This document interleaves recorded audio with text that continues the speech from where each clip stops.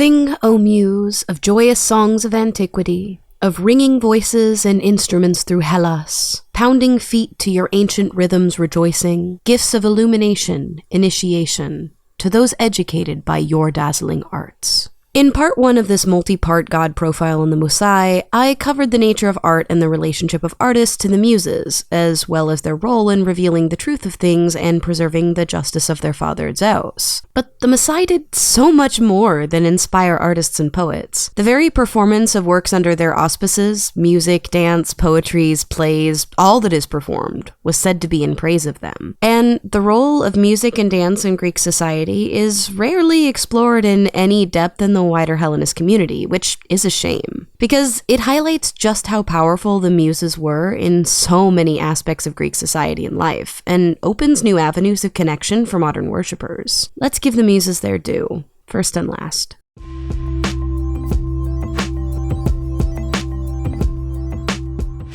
Catalogue. I'm sorry, I sound like I'm gargling rocks in this one, by the way. I tested positive for COVID last night as of this recording, which is happening on the Sunday before release. I already had the script done, and it's incredibly important to me to get this one out, so I decided to record anyway. Anyhow, back to the script. Music is ubiquitous in everyday life for modern people, from the universally deplored elevator and hold music, to the background music accompanying advertisements, to the music we surround ourselves with headphones or blasting car speakers or simmering in the background of store trips in public places. There's not a single area of our lives that music doesn't touch. In ancient times, this was also the case, if not potentially more so. Work songs, drinking songs, hymns and threnodies, accompanying music for plays, music for offerings, wedding songs, dithyrambs, and so many other types dominated the landscape in ancient Greece. Music would be performed in solo or in chorus at every festival, always in honor of both the mousikē and the gods being praised in the song.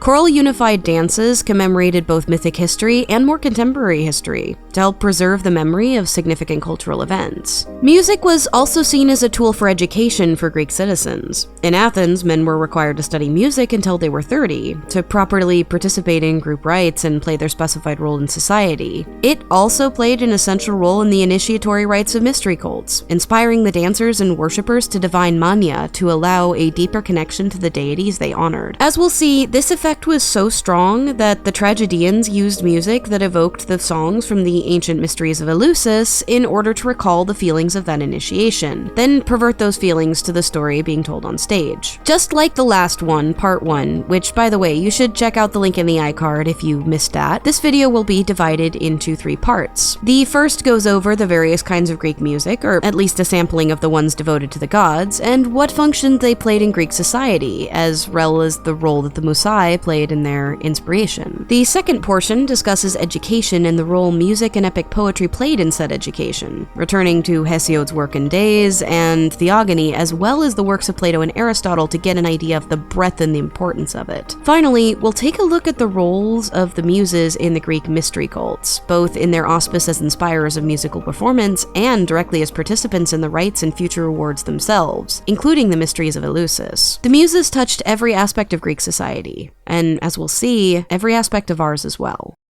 Part 4. Music, Dance, and the Muses. I'm going to start this section off by stating that I'm of the firm belief that we need more musicians, authors, and modern playwrights in the modern Hellenist community if we intend to last beyond ourselves as a movement. We also need to be more willing, both community-wise and fiscally, to support those who engage in this sacred work. I don't just mean in the traditional styles either. Christians have managed to create their own music in just about every genre you can think of, and some of it's actually decent. We need our own hymns, ancient and modern, and our own modern worship music to just listen to casually as part of our praxis and going deeper in our own traditions. If you have modern Hellenist musicians and sacred artists you would like to recommend, let me know down in the comments. Cranky strong opinions aside, there's a reason I feel this way. The word for the muses, mousikē, also had another cognate, mousikē, which referred to both the goddesses and the music and dances performed together in honor of them. It was the closest word the ancient Greeks had to our vague English term culture, which shows the prominent role that music and dance played in uniting the various citer-states internally, as well as in later antiquity creating a pan-Hellenic identity for the Greeks. I will, of course, largely be talking about Attica, for this is where we have the most sources surviving and the area I reconstruct from generally, though we will be visiting Boeotia in the Archaic Age, as well as the works of Hesiod, as well as a little bit of later antiquity when we reference Proclus. There was a yearly festival on Hesiod's native Mount Helicon known as the mousikē, and a heavily developed cult to the mousikē with thousands of documented votive offerings. Much like the Panathenaia and Dionysia, poets would compete for various prizes with new poems, hymns, and paians celebrating their wondrous matrons. There was a rival cult at Kitaron as well, which was considered sacred to Dionysos in addition to the Muses. In a fragment of the woman poet Corinna, the two mountains were said to have engaged in a poetic contest. The mousikē told the gods to cast their votes in secret as to who the winner was, and Kitaron supposedly won, though according to Hermesiax of Cyprus, Kitaron was seen as an evildoer mountain, whereas Helicon was seen more positively. They were brothers in this account. Kitaron, according to him, became the home of the Erinyes, and Helicon of the mousikē. Kitaron had strong associations with tragedy in the classical era and later, Helicon with the epic poets and the composers of hymns. But just as Helicon had a strong cult of the mousikē, Kitaron likely had a cult to their mother, the Titan muse Mnemosyne. It's clear, though, given that Corinna expressed their conflict in the form of a musical contest, that music was essential to both rival cults. Moving on to Athens, over 1,100 people would dance each year in the tragic, comedic, and dithyrambic choruses of the Greater Dionysia, which I discussed a bit in my video on the subject, though I do plan on updating it in the future, so look out for a circle back video on that sometime in the next year or so. mousikē often referenced music and dance in combination, performed together, and the most skilled choral dancers, much like those rich enough to gain the positions of priests, often had a powerful influence on politics as well. In fact, choreographed choroi dances were featured at dang near every major festival in which the public participated. Delegations called theoriai were sent out by various city-states to other city-states in order to participate in the sacred ceremonies there on behalf of their larger communities, and often performed hymns or paians, which we'll get into in a moment when they got there. These were often accompanied by sacred choral dances passed down through the generations, and new songs and dances were commissioned by sacred artists to commemorate important community events and preserve them annually in memory. Plato had some strong opinions on how rigid the structures and traditional forms of music should be, and we'll get to his stuff in a bit when we delve deeper into the role music and dance played in the education of the Athenian populace. For now, one of the most thorough lists we have of the various kinds of music that existed in antiquity comes from later antiquity, specifically from Proclus. Apologies, by the way, if I butcher the pronunciation of any of these while I am sick. Concerning melic poetry, Proclus says that it has a great many parts and different divisions. Some types of melic poetry are allotted to the gods, others to men, and still others to gods and men, and still others to occurring circumstances. The kind that refer to the gods are the hymn, the prosodion, the paian, the dithram, the nomos, adonidia, the iobachon, and the hyperchoramata. The types that refer to men are the ekomia, the epinikon, scholia, erotica, epitalamia, hymnaioi, siloi, phrenodis, and epikedeia. Those that refer to gods and men are parthenia, daphnephorica, tripodiphorica, oscophorica, and eutica. These types written for the gods also include the panegyrics for men. Melic here refers to the Greek word melos, which was the word for performed music or poetry that had a musical component. Traditional melos could be an instrumental song, one sung, or both together, though a second class, that of the perfect melos, were performed as a chorus, or together, and also danced as they were performed. These were very common during ancient times during celebrations of civic festivals and the like. As for the rest of the passage, yeah, that's a lot of different kinds of music, and I don't plan on going over every single one of these here for obvious reasons. That could be a whole channel on its own, and the friend of mine who helped me on the musical research for this one may start that channel one day. If she does, link will be in the iCard to it sometime in the future. In the meantime, suffice to say, musical offerings and honorings were essential parts of ancient worship that are often missing in the modern day. Coming back to the passage from Proclus, let's take a closer look at the few types of the music that he lists to see what function they performed and what a modern equivalent might look like. The The first is likely the most familiar, the hymn. We have over 30 so-called Homeric hymns surviving to the modern day, and many other fragments of various other hymns besides. They're always addressed directly or indirectly to a god and recounting their exploits in myth, often with many epithets cited by the performer throughout the beginning and concluded in a prayer. They always conform to euphemia, which is a compound word meaning good speech. It essentially means that words, sounds, and expressions containing anything negative were forbidden during the performance. This means that in effect the hymns would ask for blessings without elucidating the problems that those blessings were meant to solve, with the idea that the gods would delight so much in the positive speech and proper celebration of their might that they would bestow their blessings upon those performing. This was typical for all prayers and hymns done publicly in ancient times, and was often commented on in tragedies and comedies as well as the epics. Euphemia also meant that things like unwilling utterances or movements or things like crying or even depressed thoughts would be banned in the presence of ritual. This specifically seemed to apply to public ritual, though we don't exactly know whether it would have also applied to private ritual.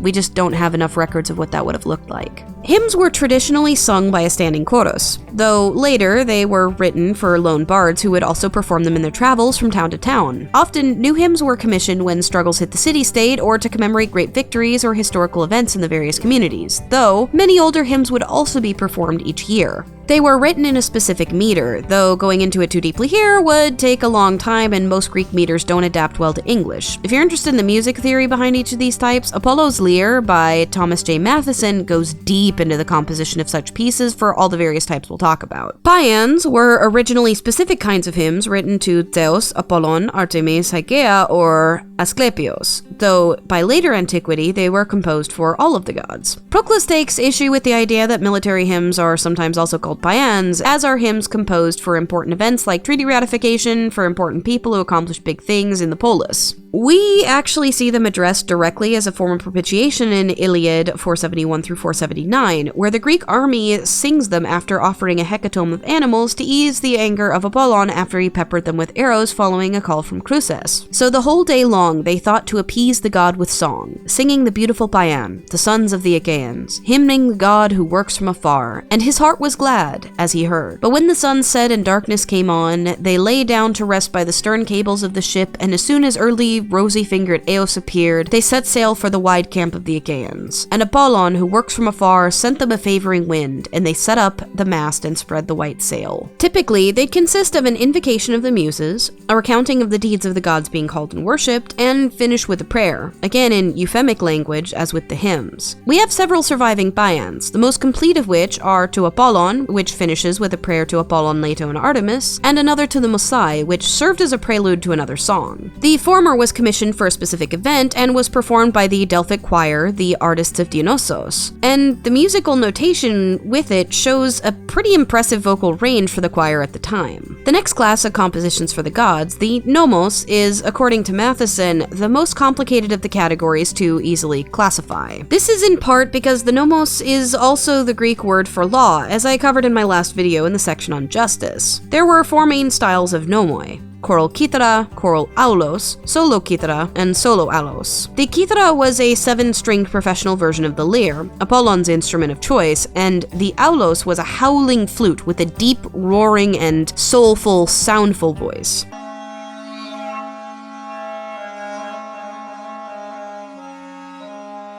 It sounded kind of mournful, or very dark. It was frequently used in tragedy during dark scenes, as well as in the mantic rites of Dionysos the Corybantes and the Mysteries of Eleusis. In contrast, the kythera and the lyre frequently accompanied hymns and paians. Fun fact, in addition to the 9 daughters of Zeus and Mnemosyne and the 3 Titan muses I mentioned in my last video, there are also 3 daughters of Apollon, each named for the 3 main chords of the lyre. Also, Apollon had an epithet related to both law and the construction of the nomos, nomimos. We only know of them through a couple of fragments of a lost epic poet, but it's interesting to see just how important the lyre was to both Apollon and the Greeks generally. All nomoi were composed of 7 parts. The first two, the eparka and the metarka, established the tuning and the rhythm rules of the composition, effectively the key and the unification of the players. The second two parts, the katatropa and metakatatropa, were the first two bits of development for the story being told in the composition. The omphalos was the center point, the sphrages, which came next, would be the conclusion or climax of the piece, tying everything else together, and finally the epilogos was a coda of sorts, post-performance. Nomoi could be totally instrumental and imitative of what they portrayed, or they could be chorally or singly performed and sung, as well as played and danced. The next type, the dithram, was heavily associated with the worship of Dionysos, and always was danced as well as performed and sung. These were largely composed for the big festivals of Delos, Athens, and Delphi. They used a different meter than the other musical styles mentioned, and like the nomos, were incredibly complex. It was described by several authors as ecstatic, chaotic, and given to unification with the god through uninhibited dance and ecstasy, to contrast with the constrained and orderly musical styles of the hymn, paian, and nomos. Yearly competitions for each of the 10 Greek tribes to compose winning dithyramb were held at the Greater Dionysia each year.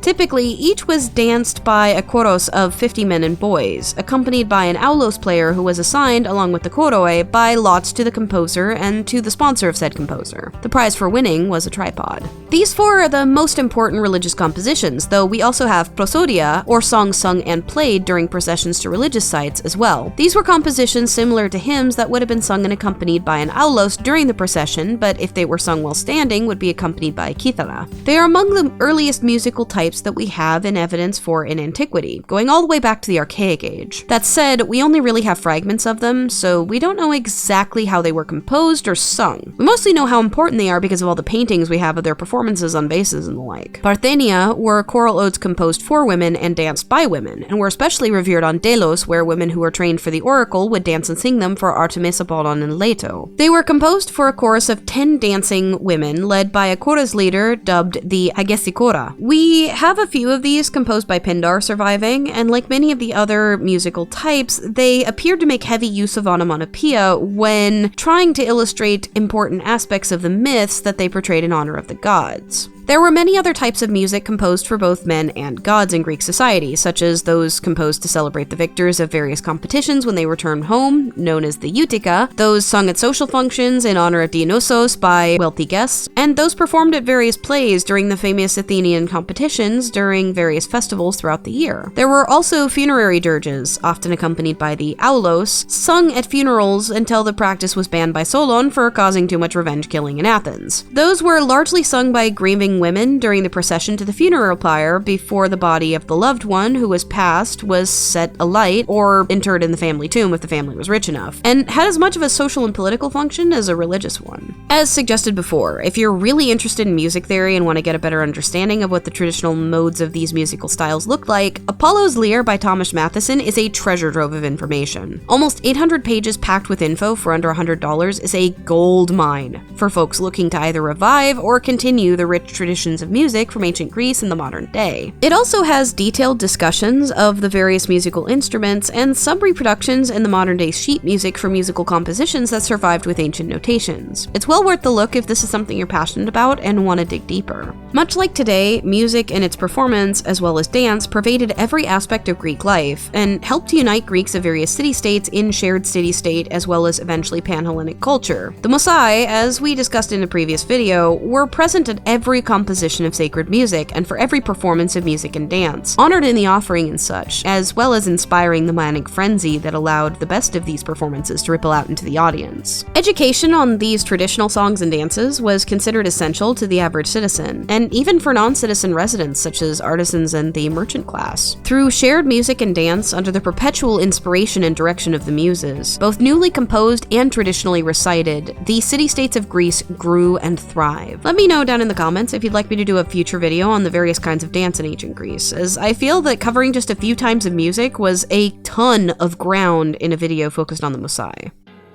Part 5. The Muses as the Educators of Hellas. The surviving epics all portray scenes of poets generally as educators in their work, though Hesiod is far more direct about this than Homer. Homer refers to the art of poetic performance as one that brings pleasure, especially to the people, though there is a scene in Iliad 9 where Phoenix educates Achilles on the dire consequences of a decision to refuse to fight out of rage, through the story of another warrior performed on his behalf. It doesn't take, at least not at the moment, but it still stands that ancient stories were often used by bardic performers in Greece to educate the populace on the consequences, good or bad, of their actions through mythic allegory. Hesiod, as I mentioned, takes a far more direct approach in Works and Days, a poem sometimes referred to as a farmer's almanac, though frequently I call it one of the most epic diss tracks set to verse of all time. The stage is set by Hesiod. His father Perses took more than his fair share of their inheritance upon their father's passing, squanders his wealth on influencing the local rulers, and is threatening to call upon these rulers to pass a quote-unquote crooked judgment, to take more of Hesiod's hard-earned cash from him. The opening invocation to the Muses is much shorter than in Theogony, and quickly moves to call upon their father for delivery of justice and insight in his performance. Muses of Pieria, giving glory through song, come hither, tell of Zeus your father and chant his praise. Through him, mortal men are famed or unfamed, sung or unsung alike, as great Zeus wills. For easily he makes strong, and easily he brings the strong man low. Easily he humbles the proud and raises the obscure, and easily he strengthens the crooked and blasts the proud. Zeus who thunders aloft and has his dwelling most high, attend thou with eye and ear, and make judgments with righteousness. And Perses, I would tell of true things. This contrasts the poet, narrating in the first person, with the kings, which Hesiod says in Theogony are also of Zeus when ruling justly. That last line makes it clear reference to the ambiguity present in the inspiration of the mousikē from Theogony. They can lie in a way that creates the illusion of truth, or choose to tell mortals true things, and we can't tell the difference. But in this case, Hesiod calls upon their father as well, to ask for the truth and strengthen his new role as educator in what is just for his father, to dissuade him from his course of action.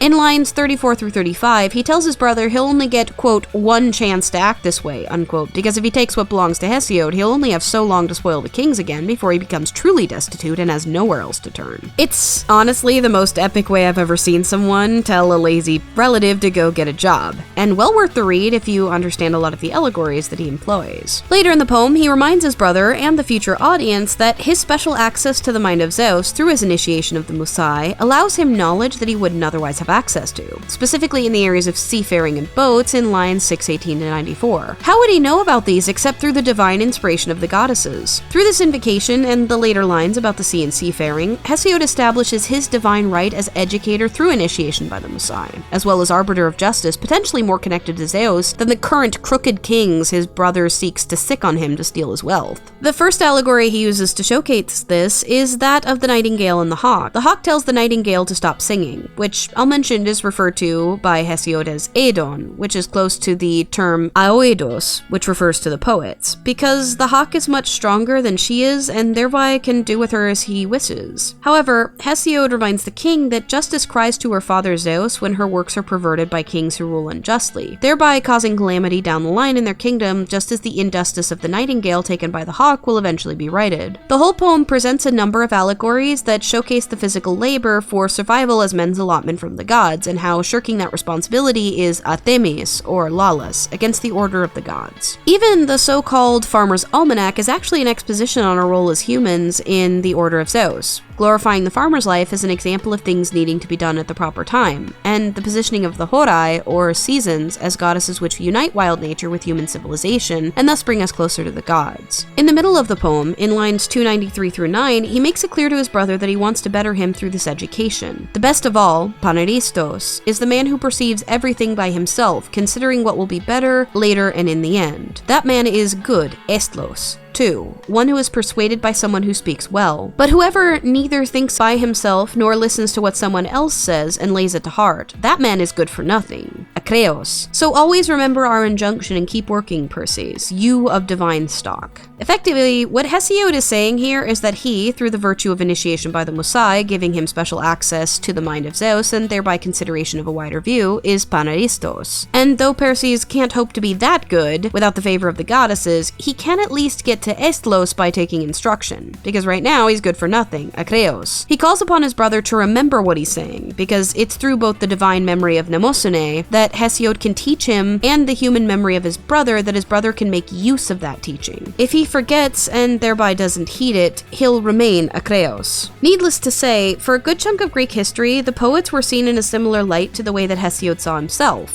as the educators of Hellas and arbiters of truth through their divine relationship to the mousikē, and thereby their father Zeus. However, as you get into the classical age, first the pre-Socratic philosophers, then the Pythagoreans, then Plato and his academy began to question this idea. As I mentioned in my previous video on the Muses, Plato acknowledged the power of poetry and music to shape the populace and wanted poetry banned from the public eye, only to be taught in very specific instances to the educated elite class of genetically superior, quote-unquote, philosophers. But this fear didn't just expend to poetry, oh no. Plato was especially terrified of innovations in music and musical instruments taking place during his time. We're going to take a look at Aristotle as well in a moment, but there's something I'd like you to keep in mind as we go through these passages. Both Plato and Aristotle believed that habituation comes before conscious thought. In other words, they both think that we learn our likes, dislikes, and habits through repeated patterns before our brains develop well enough to think that through. And retraining those things that have been quote-unquote set in children as adults is extremely difficult. So both are heavily focused on controlling the habits of the young so that they might, quote, learn, unquote, what is, quote, correct at a young age, and thereby not become delinquent, socially broken adults. This is the foundation for both Plato's boomer arguments and Aristotle's later reasoning stems. Lest haply it be supposed that the poet means not new songs, but a new way of song, and is commending this. But we must not praise that sort of thing, nor conceive it to be the poet's meaning. For a change to a new type of music is something to be aware as a hazard to all of our fortunes. For the modes of music are never disturbed without unsettling the most fundamental political and social conventions, as Damon affirms, and I am convinced. They're putting chaos in the music that makes the frickin' crowds rage.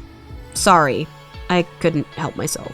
This does show that Plato viewed music as a powerful educational and influential force, one that he wished to bring under his control, and was concerned that the poets he viewed as immoral and seized by madness would take advantage of that power and, quote, lead the people astray. Astray from his very conservative view of tradition and religion, that is. I find it interesting that he makes similar boomer argument against innovation, despite acknowledging the role of the Muses inspiring such things, as though innovation weren't under the purview of Athena and the Muses can't ever change from very rigid traditional styles.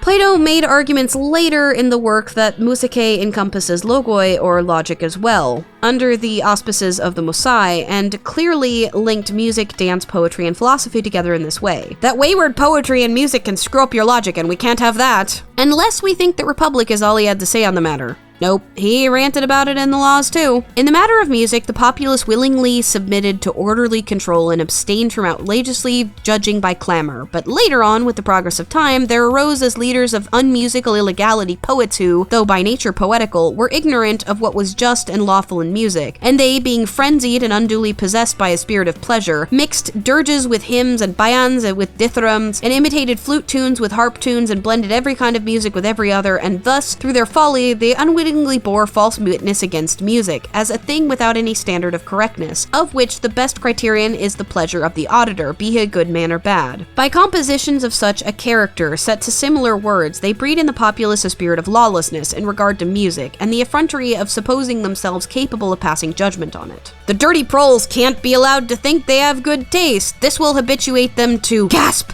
democracy, mob rule, the horror! No, in all seriousness, Plato actually didn't like democracy, but that's a rant for a different video. Where in Republic, he argued for banning entire classes of music entirely from the populace in an ideal society. In Laws, he tones it down and basically just grumbles about how innovation in music will lead to a breakdown in society without denying the need for a variety of traditional styles to suit the needs of said populace. If he had it his way, an ideal society, the harmony sets that compose funerary dirges and threnodies would be banned from the polis, and likewise those which tended to compose drinking songs and work songs. Only the modes which composed dithyrambs, hymns, nomoi, and bayans would remain. His student Aristotle, in two works, Politics and Poetics, takes a slightly different tack. When examining the sort of educational system that might work best for a society, he considers what he thinks might lead to virtue, including virtue pursued during leisure, which to many hustle-acculturated Americans might sound odd at first glance. The branches of study at present established fall into both classes, as was said before. There are perhaps 4 customary subjects of education: reading and writing, gymnastics, music, and a 4th, with some people, drawing. Reading and writing and drawing taught as being useful for the purposes of life and very serviceable, and gymnastics is contributing to manly courage. But as for music, here one might raise a question. For at present, most people take part in it for the sake of pleasure, but those who originally included it in education did so, as has been often said, nature seeks to be able to not only engage rightly in business, but also to occupy leisure nobly. For, to speak about it yet again, this is the first principle in all things. For although both business and leisure are necessary, yet leisure is more desirable and more fully on end than business, we must inquire what is the proper application of leisure. For assuredly, it must not be employed in play,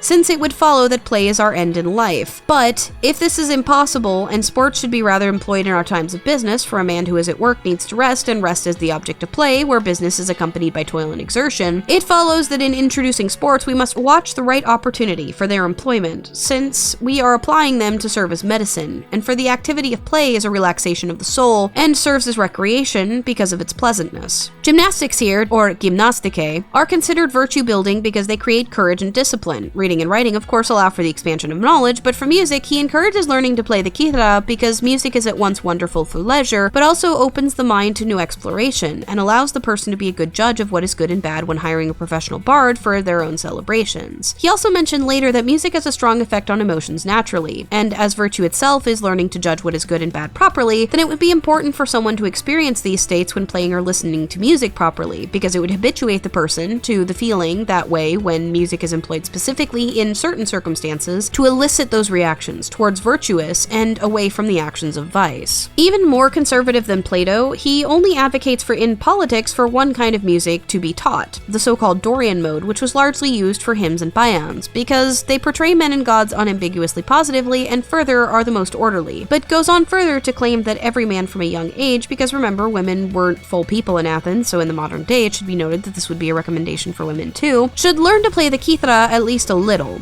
He also doesn't think that poetry should be banned, but rather studied as part of the lessons on grammatikē, or reading and writing, as well as mousikē, which is the performance. However, he doesn't think that performance should go on in adulthood unless the person is a professional in the field, as it's debasing to play instruments in adulthood. Now, that's a cultural argument, obviously. He also doesn't think that ecstatic music should be banned, as it creates catharsis, which is both an emotional purge and a purification mentally of negative views, moods, and feelings accumulated throughout someone's life since the last time they experienced it. As I'll go over my video on cathartic mania, catharsis was an important component in mental health maintenance and the treatment of negative madness diagnoses in Greece. Aristotle makes it clear in Politic 8 that he saw poetry as essential for contemplation and discussion during leisure, which is also seen as essential when spent in virtue-building activities for a healthy populace. The poets still educate Hellas, but the philosophers, in his view, use the arts of the Muses to build that wisdom into knowledge. Prior to the classical era, it was clear that the Muses were considered guardians of Sophia, or wisdom, alongside Athena, and in the prayer to Solon we reviewed in the last video, it's clear that many prayed to them in that regard.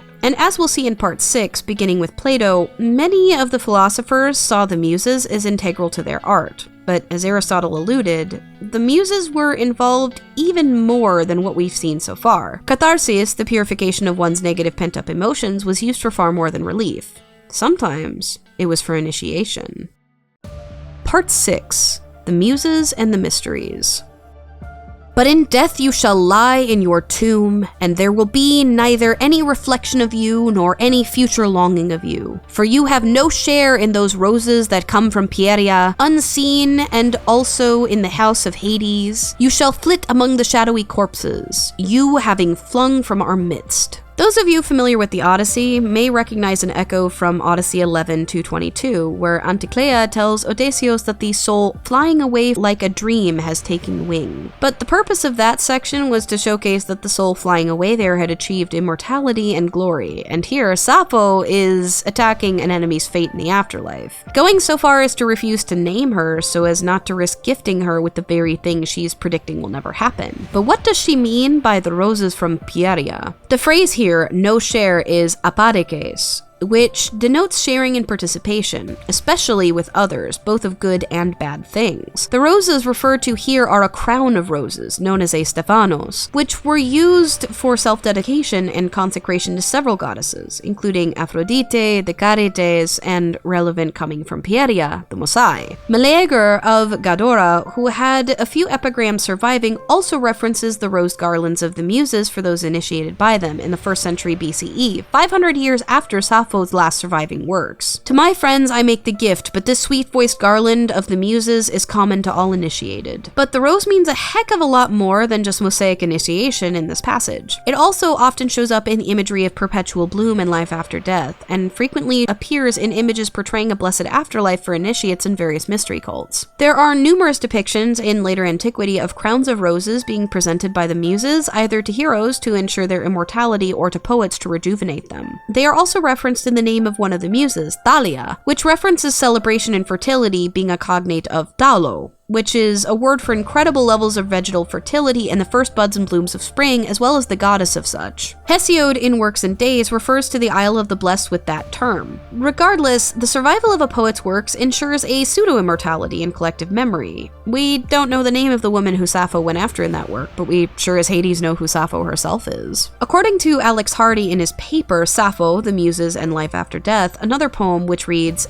"And below the earth may songs surround me, still holding the honor that comes from the Muses as is appropriate, and may they wonder at me afresh, just as now, when I am on the earth, they praise me as the sweet singer," refers to Sappho longing for her memories to be preserved in the afterlife through her initiation by the mousikē, that she may continue to compose music and cause wonder through its performance to the audiences in the afterlife, such as she currently did when she wrote the poem. Horace actually refers to Sappho and Alcaeus singing to the shades in the afterlife in Odes 2.13, 29 through 30. Bacchylides, in Ode 3, 88 through 91, juxtaposes Thalean, or flourishing, flowering fertility, with the permanence of the promise of being remembered that the Muses represents. But it also presents the idea that we see in later classical era of the goddess Thalia, who in Sicilian myth was a nymph carried off by an eagle of Zeus to immortality, forever blooming as an immortal and thereby promising life after death to humans. She calls for Thalia, or celebration, below the earth as she currently has it above, seeing her initiation by the Muses as protective against a potentially terrible fate. But the poets weren't the only ones who received a special afterlife at the Providence and the mousikē.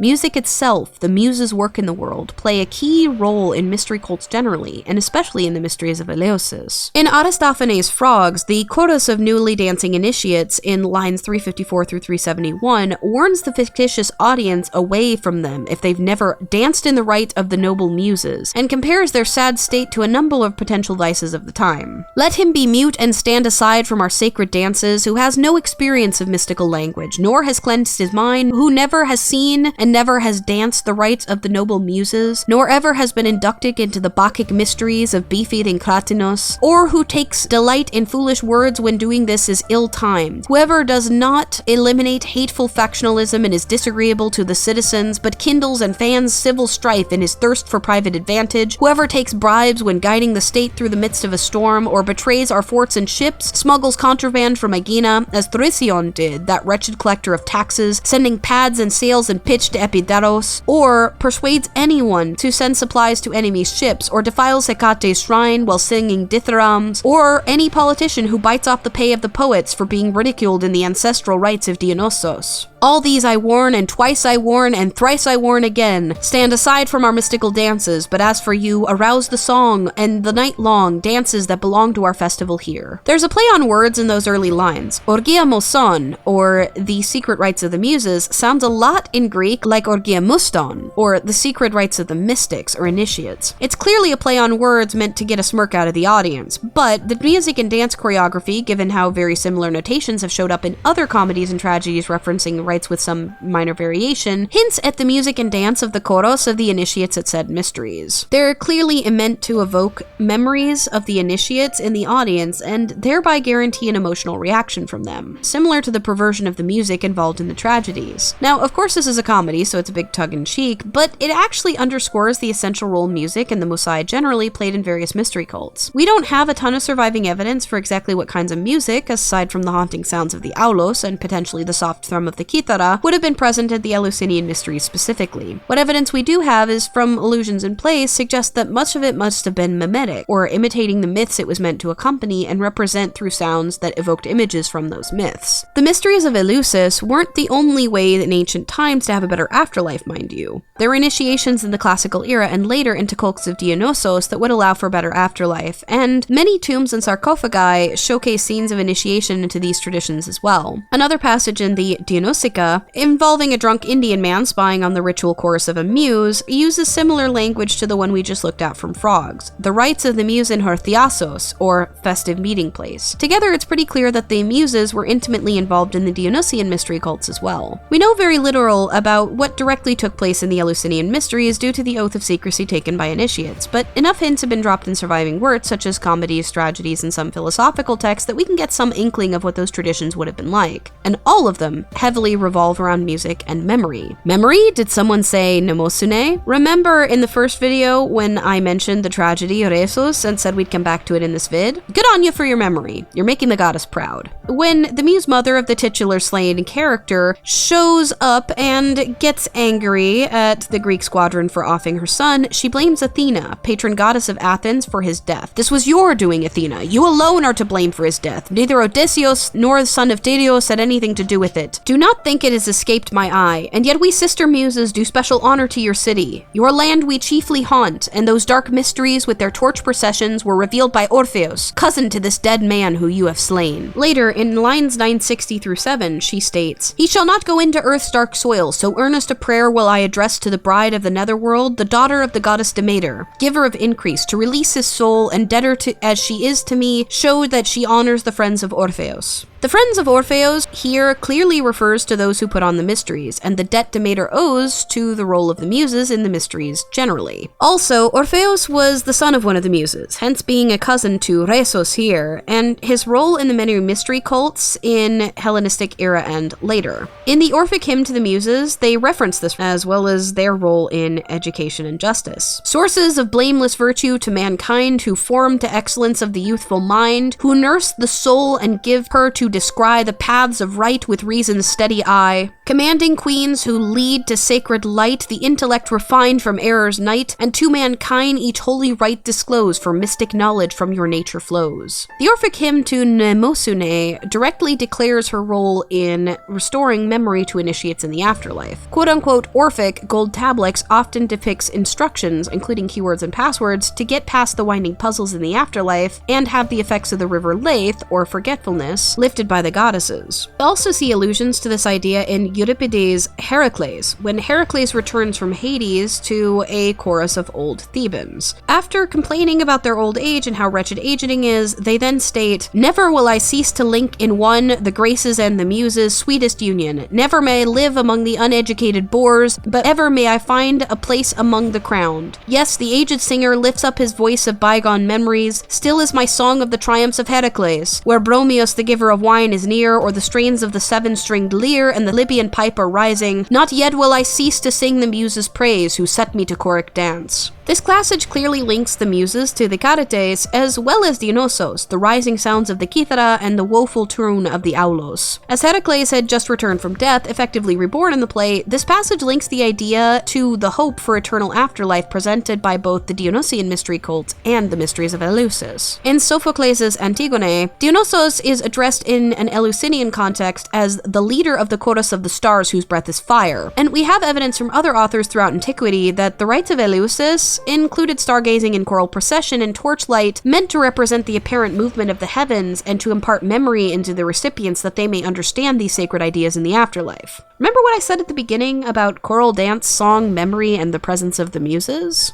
Between music, dance, poetry, and song, the mousikē initiates seekers, ancient and modern, into the mysteries of the gods. They educate humanity, birth to death, through the language of story, harmonies, and rhythms, habituate humans into what is virtuous, and provides insights into justice and sacred knowledge that literally drives their most devout followers mad. The hymns and poems presented at the mysteries have largely been lost to us, but from the fragments we've discovered in various writings, it's clear that the context encapsulated a detailed theological worldview only accessible through the exegesis of the mysteries themselves. Every sense possessed by the human body, from sight to smell to touch to especially hearing, were excited and imprinted upon by the mousikē. Mortals who do great things can aspire to a kind of immortality through the 9 daughters of Zeus and Mnemosyne. Their names remembered through the ages and works inspired by their mania. And through their Titan mother, initiates were given their memories in the afterlife. Even with all of these incredible influences, we're still not done with the awe-inspiring power of the mousikē. They play important roles in prophecy, philosophy, and healing that we've yet to explore. And for that, you'll need to tune into part 3. For now, I hope that through this god profile, I've shown why every Hellenist should consider beginning a cult to the mousikē, whether they craft music and poetry or not.